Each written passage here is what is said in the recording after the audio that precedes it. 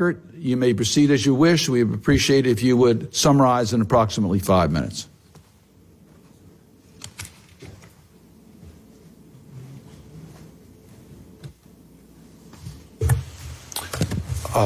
I assume I should go first? Yes. Thank you very much. Dear Chairman, honorable committee members, let me start by asserting that the notion of exclusively domestic repression is a misconception in my view. Any bad regime, if left unchecked in the pursuit of suppressing domestic competitors, critics, or simply inconvenience, will ultimately extend its repressive machinery across its borders. And we've seen that happen with Russia. Initially directed towards its own citizens globally, this apparatus ultimately will target anyone, whatever nationality, perceived to obstruct their pursuit of eternal authority.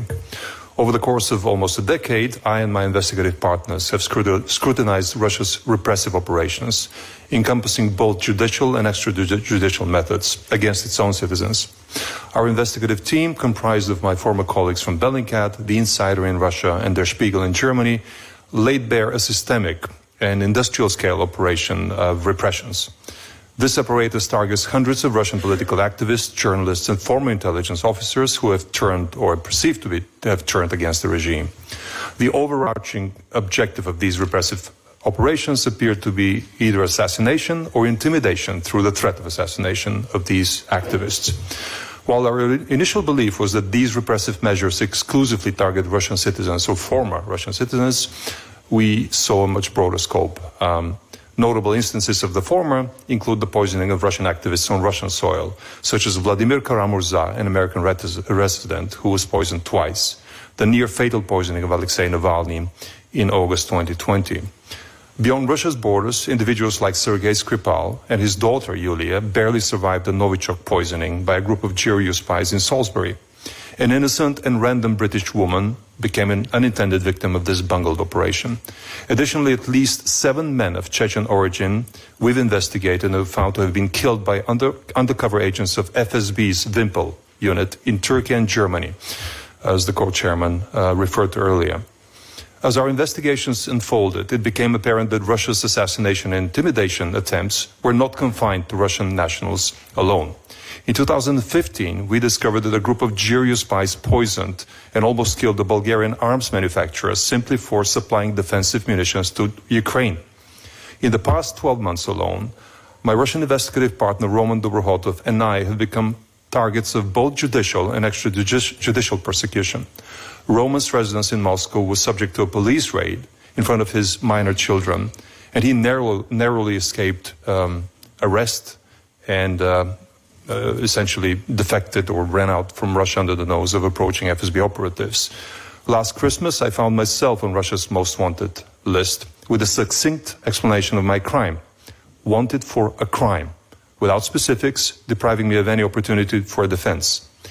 Just a month later, law enforcement agencies advised me against my return from the United States to Austria, where I live, citing a clear and present danger posed by clandestine Russian intelligence operation targeting both me and my colleague Roman. I discovered that Russian intelligence officers had surveilled and tailed Roman and me for nearly 2 years, monitoring all of our movements and awaiting the opportune moment to strike. Regrettably, I'm not at liberty to disclose specifics of this operation, as the case is currently under official investigation in several countries. My, as well as Roman's, work as journalists have been severely restricted by this. We have to stick to our new accidental domiciles, myself in the United States and Roman in the United Kingdom. The constraints on travel for work or leisure with our families persist, as uncertainty looms regarding which country may choose to enforce Kremlin's request for extradition. In the past year alone, Kremlin's transnational repressive operations have seen a surge both in frequency and audacity. Judicially, or within whatever Russia calls justice, arrest warrants have been issued for, or are pending to be issued for U.S. journalist Masha Gessen and Facebook spokesperson Andy Stone. Similarly to my case, Andy stands accused of a crime, leaving the world befuddled about what the crime is. These measures, however, pale in comparison to Kremlin's extrajudicial operations against Russian journalists opposing the war. In the past year, at least 3 women, 2 journalists and 1 political activist have exhibited signs of poisoning with prohibited chemical weapons. These cases involving Elena Kostyuchenko, Irina Babluyan, and Natalia Arnaud, which we have investigated with our colleagues at The Insider, remain unresolved, But aligned with Russia's methods, our investigation has exposed the infiltration by GRU, Russia's military intelligence, of Russian human rights groups abroad, diaspora organizations. And a recent case we discovered involved an undercover GRU officer infiltrating human rights organizations and seeking proximity to Garry Kasparov, another outspoken critic of Putin's regime. The fallacy of domestic-only repression is evident. Russia's regime has been permitted to persecute its opponents domestically without legal consequences for decades. Adhering to the outdated principle of legal sovereignty, civilized countries abstain from conducting independent judicial inquiries into incidents such as the poisoning of Karamazov Navalny, the assassination of Boris Nemtsov, and many others. Russian colleagues and activists have long shouted at us and at Western leaders against handshaking and dancing at weddings with Putin, cautioning against energy deals that embolden him while he suppresses dissent domestically. Unfortunately, Western leaders only heeded these warnings when Putin invaded a neighboring country. And there is a risk of these leaders growing wary amongst the protracted war and shaking hands soon again. Only today, Putin arrived in Dubai to artillery salute, and this is a victory for him. It is imperative for us to acknowledge that as long as rogue states like Russia benefit from judicial sovereignty over its own people, they remain incentivized to treat the rest of the world as a playing ground for pursuing their so-called national interest against an ever-expanding list of targets. Thank you very much. Thank you very much for your testimony. We appreciate it. Mr. Bromwitz? Chairman Cardin, Ranking Member Risch, it's an honor to testify today. Transnational repression occurs when states reach across borders to silence dissent from activists, journalists, and others living in exile, often using intimidation and violence. This phenomenon is not new, but has been made easier by the scale of global migration and modern technologies that allow governments to monitor critics beyond their borders. From 2014 through 2022, Freedom House has collected information on 854 direct physical cases of transnational repression, and this includes assassination, kidnapping, assault, detention, or deportations. These have been committed by 38 governments in 91 countries. These numbers are likely only the tip of the iceberg, as states are also using indirect tactics to intimidate activists in exile through use of spyware, surveillance, threats sent over social media, or threats against their family members back home. The top 10 perpetrators in our assessment are China, Turkey, Tajikistan, Egypt, Russia, Turkmenistan, Uzbekistan, Iran, Belarus, and Rwanda. These 10 countries are responsible for 80% of the cases in our database, and China is responsible for fully 30% of the cases. In the last several years, as my colleague just outlined, we have seen brazen measures to intimidate and silence exile. A prominent case involves a failed Iranian plot to kidnap journalist and women's rights activist Masih Alinejad from a home in Brooklyn. Iran also attempted an assassination that was also unsuccessful. Alinejad now lives under federal protection. Just weeks ago, a group of activists were physically assaulted in San Francisco during the Asia-Pacific Economic Cooperation Summit while protesting human rights violations by Xi Jinping and the Chinese Communist Party. It's not only authoritarian governments accused of transnational oppression, as Senators Risch and Cardin pointed out. The Canadian Prime Minister has implicated the government of India in the June murder of a Sikh activist and a Canadian citizen in Canada. And just last week, the Department of Justice alleged in an indictment that an Indian national in India was hired by an Indian government official to orchestrate the assassination of a U.S. citizen who is a Sikh activist. The impact of transnational repression on targeted individuals is severe. People's physical safety is endangered, their travel is complicated, their houses are surveilled in the U.S. and elsewhere, they're harassed online and offline, and communication with family and friends living in the country of origin is fraught. The impact on journalists is especially noteworthy. As the space for free media and dissent has closed in authoritarian countries, governments are increasingly reaching outward to target exiled journalists who continue to do their vital work from abroad. We have a new report just out today that we've shared with the committee that describes the repressive toolkit used against targeted exiled journalists in the media. At least 26 governments have targeted journalists, and 112 of our 854 cases in our database involve journalists. We urge Congress to strengthen the U.S. response to transnational repression and ensure that the U.S. has the tools needed to protect those within our borders for years to come. Transnational repression is a direct attack on our security and rights. First, Congress should pass legislation to address gaps in the U.S. government's response to transnational repression. This includes codifying a definition of transnational oppression, ensuring government officials who may encounter perpetrators or victims of transnational oppression receive the training necessary to recognize and respond to the problem, and strengthening sanctions authorities to make it easier to hold perpetrators accountable. The Transnational Repression Policy Act, which was introduced by Senators Merkley, Rubio, Cardin, and Haggerty, includes provisions in all these areas, and we urge its passage. Second, Congress should establish clear pathways for exiled human rights defenders to receive permanent legal status when needed.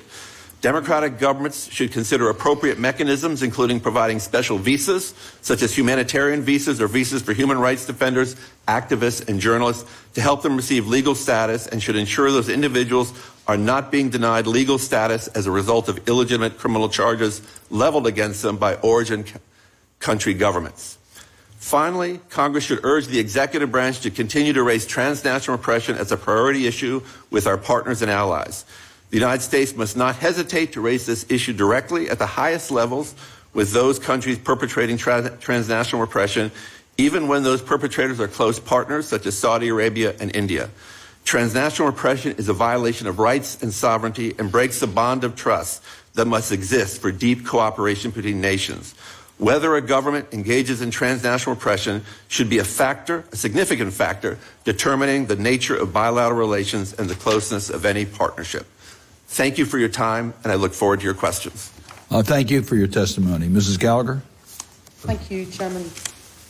Thank you very much, Chairman Cardin and Ranking Member Risch, and thank you for casting a light on this vitally important issue of transnational repression. In my time today, I wish to focus upon two countries, Iran and China.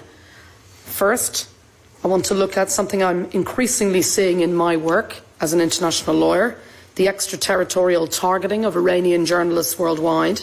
And second, I want to give the very stark example in Hong Kong of transnational repression and reprisals against those supporting Jimmy Lai, my client, the renowned pro-democracy campaigner, media owner and writer imprisoned in Hong Kong. And indeed, this hearing is timely. Mr. Lai turns 76 this Friday. It's approaching the third anniversary of him being in custody, consistently since December 2020. And on the 18th of December, he's facing a trial under the much maligned, rightly much maligned, national security law. But that's an example of not only diaspora and exiled communities being targeted by the Chinese and Hong Kong authorities, but anyone who dares to stand up and speak for Mr. Lai's rights. Now, those examples illustrate that the nature of the threats faced by those who speak truth to power is changing, and the actions we take to combat those threats must change too, and change urgently. So, first example, Iran's targeting of journalists globally. I've given you more detail in my written testimony, but in brief, I would say this. It's often said that journalists don't want to become the story, but I'm afraid given Iran's actions today, we must discuss journalists' stories. Iran has a long, shameful history of targeting journalists on its own soil, arresting them, accusing them of espionage simply for doing their jobs. Those tactics have been used for many decades. But I now see four new developments which are particularly troubling. First, Iran using tactics which are routinely cross-border, targeting those using the long arm of the state who work as journalists anywhere across the world, including Voice of America here, BBC News Persian in the UK, Iran International, Deutsche Welle, Radio Farda. And it attempts to silence them both through lawfare, weaponising Iranian laws, and a range of extra-legal tactics. Second, and importantly, as the only woman on the panel, I wanted to highlight the fact that many of Iran's transnational attacks on journalists are gendered and misogynistic. Women journalists face particularly egregious transnational attacks. I want to give two examples of that. First, with my client's BBC News Persian, one involved a presenter being photoshopped into a pornographic image, which was then sent to her 14-year-old son in London at his school. Particularly chilling, demonstrates that they know where he goes to school, sent to his headmaster. A second is fake stories stating that a BBC News Persian presenter had been raped by a colleague known to Iranian audiences. And a fake photo blog was produced showing her with her illegitimate child. And later her father was hauled in and interrogated by authorities in Iran, where he lived. Officers told him that she'd hidden this from her family. She was so embarrassed about having been raped by a colleague. Third tactic is that Iran's also now using collective punishment of those connected to those journalists in Iran. So they combine external tactics outside Iran with internal tactics in Iran to target family members and sources.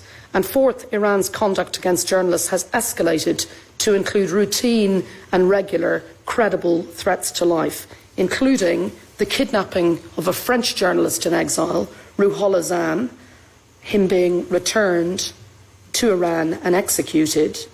And indeed, we've seen now in the last year in particular individual chilling examples morphing to become a systematic tool in the Iranian authorities' global toolbox.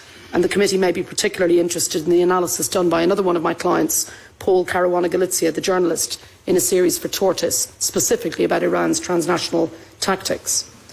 In February of this year, the UK's security services, MI5, revealed that UK authorities had discovered at least 15 threats to kidnap or kill British or UK-based individuals perceived as enemies of the Iranian regime since January 2022. That's 15 in 13 months, more than one a month. And it's why Iran International had to suspend their operations in the UK and be based solely from Washington, because they couldn't be protected adequately by UK authorities. Next example I want to turn to, and I'm happy to answer more questions about this also, concerns China and Hong Kong. And it's little wonder that since the passing of the national security law, a number of states suspended their extradition arrangements and recognised that Hong Kong was now trying to use the long arm of the state to silence critics around the world, because the NSL, of course, is dangerously vague and broad. Virtually anything can be deemed a threat to national security under its provisions. It can apply to anyone on the planet. We saw a very grave escalation earlier this year with the bounties on the heads of 8 exiled activists, and language being used by John Lee, calling them street rats and saying that they would be hunted down and pursued for life. But I want to give a specific example about Jimmy Lai. Earlier this year, this committee heard from his son, Sebastian. And Sebastian himself, simply for campaigning for his father, for leading the Free Jimmy Lai campaign, has been targeted himself. He has been threatened in state media. He's been interrupted when he addressed the Human Rights Council in Geneva in June 2023. It's been made clear to him that if he ever returns to Hong Kong, he himself may be criminalised. My colleagues and I, as members of the international legal team for Jimmy Lai and Sebastian Lai, have been subjected to a range of actions. And importantly, none of us are Hong Kongers, none of us are in exile, none of us are dissidents. We are international lawyers working for our clients, seeking to hold China and Hong Kong to account for flagrant violations of Jimmy Lai's fundamental rights protected by international law. And what we're experiencing doesn't come anywhere close to the most extreme examples you've heard about today. But just before I conclude, I want to just highlight 4 tactics used against us. First, attacks in Chinese-affiliated state media directed at me, particularly as leader of the team, but also importantly, directed at Jimmy Lai.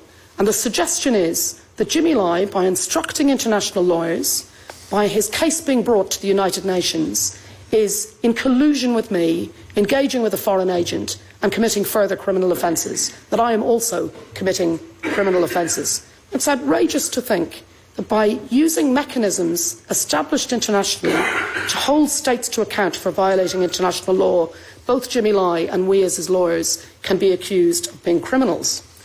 Second, we've seen formal statements from the Hong Kong authorities accusing us of committing criminal offences for doing our jobs. Our crime, being lawyers, doing our jobs. Third, we've had an extensive and prolonged campaign of hacking attempts and cyber harassment, much of which has also been misogynistic and sexist, distressing and frightening, including multiple death, rape, dismemberment threats to me, threats to my family members. And the timing and content of those attacks are plainly designed to stop me doing my job as Jimmy Lai's lawyer. They come thick and fast on key days for the case. I woke up this morning to 17 different rape and death threats on a day when I'm giving evidence before this committee. And it also includes spying attempts, which are sophisticated and concerning and often involve privilege fishing, if I can put it that way, seeking to obtain legally privileged sensitive information about clients or others. And I'm happy to answer further questions on that. It's also involved intimidatory physical surveillance. Now, that campaign by China, Hong Kong to silence dissent and critical voices and to shut down scrutiny of international scrutiny of their actions is comprehensive and sophisticated. It doesn't just extend within its own borders to individuals such as Jimmy Lai.